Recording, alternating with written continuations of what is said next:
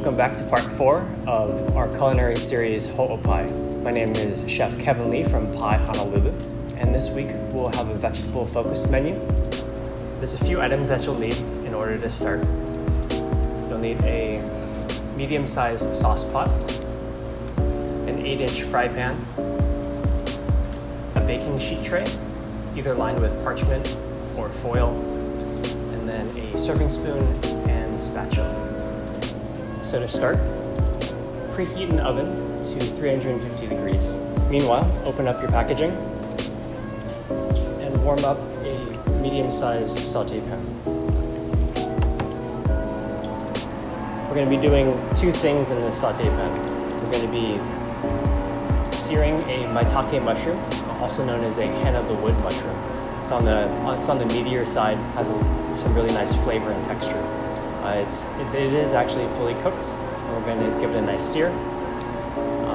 Transfer that to the saute pan, and then we're also going to be cooking our herbed sourdough focaccia in brown butter, and also transferring that to the same baking tray. So when your pan is hot, we're going to take the mushrooms, the maitake mushrooms. We're going to take it this flat side down into the pan. Slide it down the side of the pan to avoid splashing. You're going to get a nice sear on that cut side, a little bit more flavor development.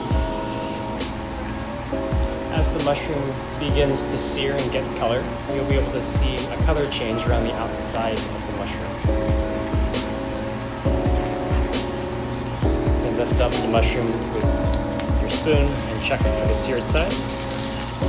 Trying to get a nice golden brown color. When the mushroom is almost nicely golden brown, we're going to add a little pat of butter to the pan and melt it in. We're going to let the butter turn brown.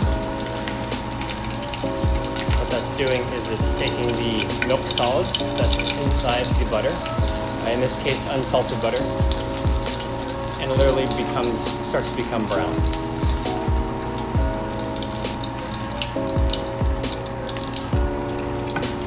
Nice little base, just to even out the color and for flavor.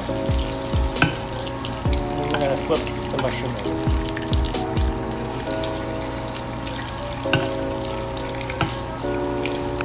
The same method can be done with steaks or pan roasting fish.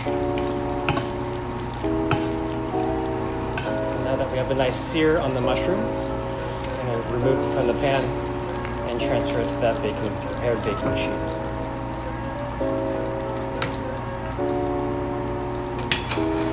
Using the same pan, we're going to take our herbed sourdough focaccia, add it in, and get color on both sides. The herbed sourdough focaccia is one of the freshly baked breads that we do in-house weekly. I'm going to check to make sure that it's nicely golden brown, and then turn it to the other side.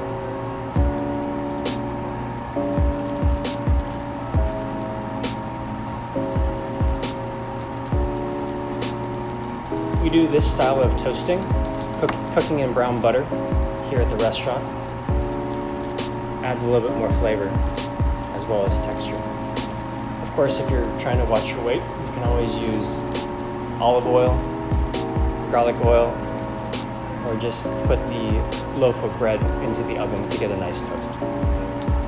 Now that the bread is nicely toasted on both sides, we'll remove it from the pan.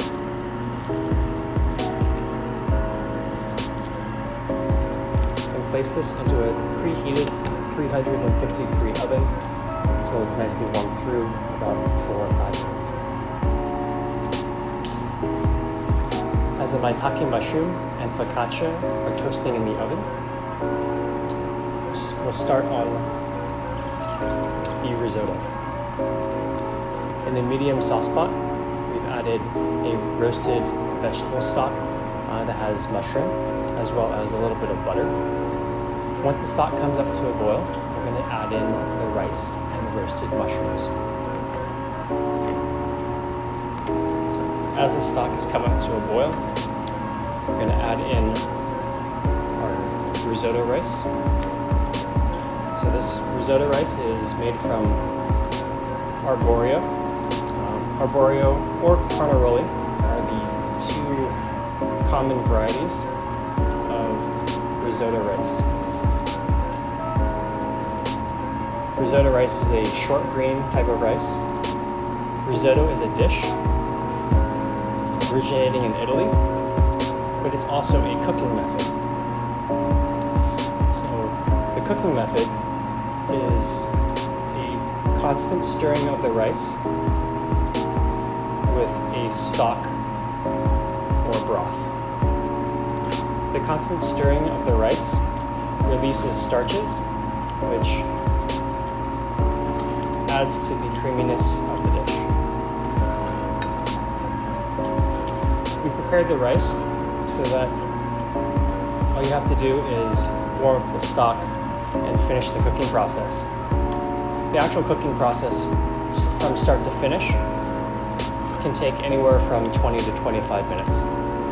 In this case, it'll be about 5 minutes to get a nice hot risotto. At this point, even though the risotto looks a little soupy, we're going to turn off the heat and add in our other ingredients.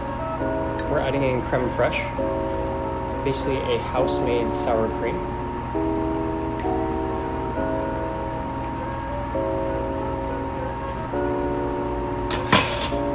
Pecorino Romano cheese.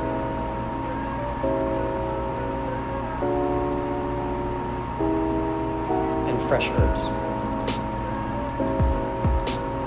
At this point, off the heat, fold in those ingredients.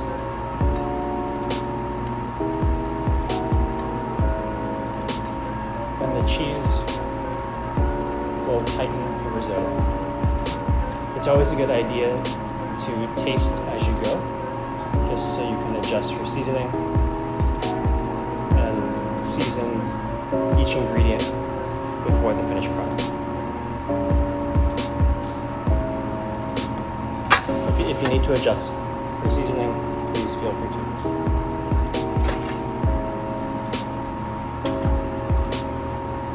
Once the risotto reaches this consistency, we're ready to plate. So with a serving spoon, we're going to put the risotto into the plate, kind of let it just fall. Should be nice and loose. And on top of the risotto, I'm going to place the pan-roasted maitake mushroom right on top.